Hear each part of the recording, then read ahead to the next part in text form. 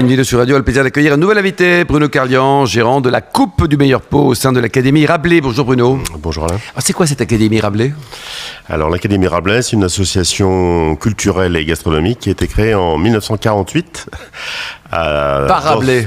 Pas par Rabelais, mais par des journalistes. Alors l'histoire est longue, mais par des journalistes parisiens et lyonnais qui s'étaient rencontrés sous l'occupation à Lyon et qui, après la guerre, ont souhaité conserver ce lien et un lien direct avec le vignoble puisqu'ils ont fondé cette association à Château-Thivin dans le Beaujolais. Et les vocations de cette académie, c'est quoi exactement ? Alors nous remettons un prix littéraire, c'est notre volet culturel, et un prix gastronomique, entre guillemets, qui est la Coupe du meilleur pot, qui a été apportée par l'ancien président de l'Académie Rabelais, qui était lyonnais, Marcel Granchet, qui l'a amené à Paris, qui l'a apporté à Paris, et elle est remise à Paris depuis 1948 au meilleur bistrot à vin de Paris. Hélène. Alors c'est effectivement une très belle histoire, l'histoire de l'Académie Rabelais. Et puis, allez, je suis obligée de le dire à l'antenne parce que de toute façon, les gens qui connaissent bien l'Académie le savent. Mon grand-père, Pierre Cise, a fait partie de la bande de Lyonnais qui a fondé la Coupe du meilleur pot avec Marcel Granchet. Et puis, mon père, Michel Piot, en a été le président pendant quand même pas mal de temps. Et donc cette Académie Rabelais, effectivement, elle est formidable à plein de points de vue. Bon, il n'y a qu'un truc, c'est qu'il y a quasiment que des mecs chez vous.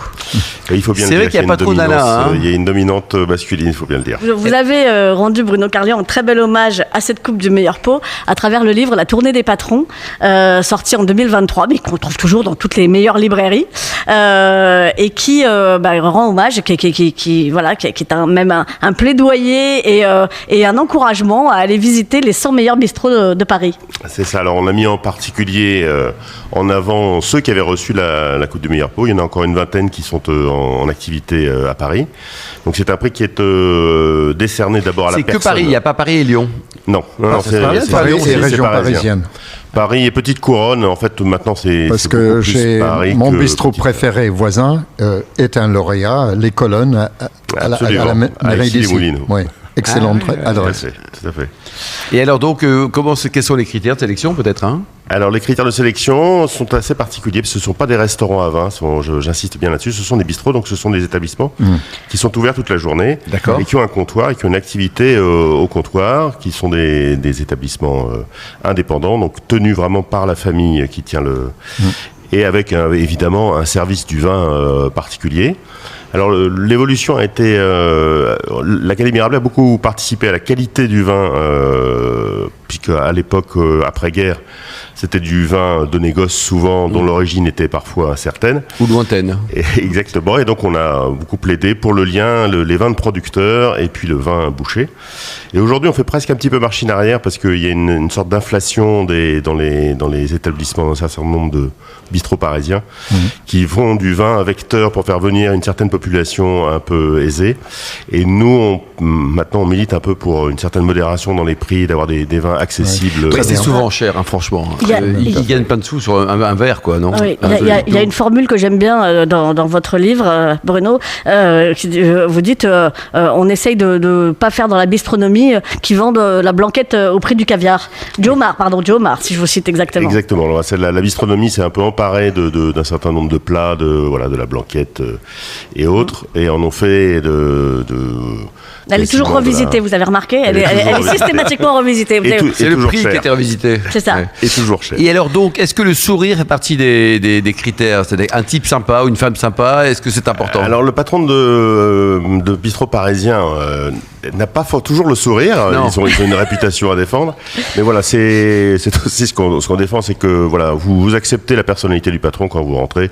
Il y en a des drôles, c'est toujours des personnalités. Oui, des personnalités bourrues parfois, ou sympas ou drôles. Alors il y a un critère important, c'est que hommage aux origines lyonnaises de la Coupe du meilleur pot, il faut systématiquement qu'il y ait au moins un Beaujolais servi ouvert au comptoir. C'est bien. C'était la règle. Et effectivement, encore une fois, l'Académie Rabelais a aussi beaucoup contribué à la popularité du Beaujolais nouveau à Paris, où il était plus populaire qu'il ne l'était à Lyon.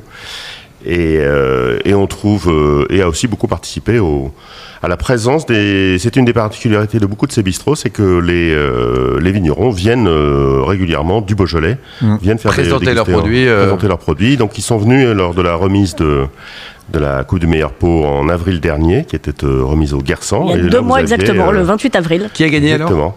Donc le Guersan dans le 17e arrondissement, qui s'appelle Nicolas Gounz et Romain Gastel, qui ont repris un très joli bistrot art déco, boulevard Gouvion-Saint-Cyr, entre la porte Maillot et la porte de Champéret. Au 30, comme ça. Voilà, il faut y aller. C'est précis. C'est une adresse 30 formidable. Et là, ils ont une gamme de vin au verre qui est raisonnable aussi. Qui est très raisonnable. Alors, ils ont étendu depuis.